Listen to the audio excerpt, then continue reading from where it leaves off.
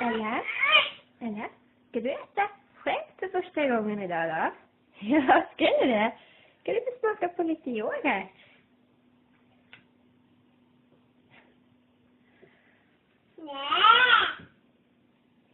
Så, och så in med den. Kan du göra själv? Ja, det är gott. Titta lite. Hej då. Ja, titta.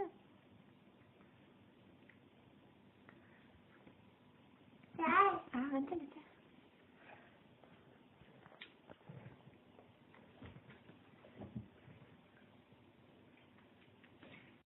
Ja, kan du stoppa in i den då?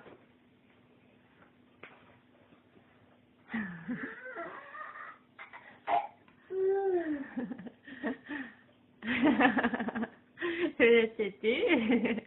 Oj, jag kladdade jag. Kladdade till mig. Oj.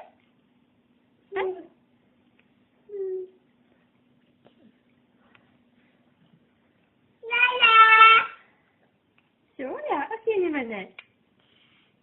Ja. Ja.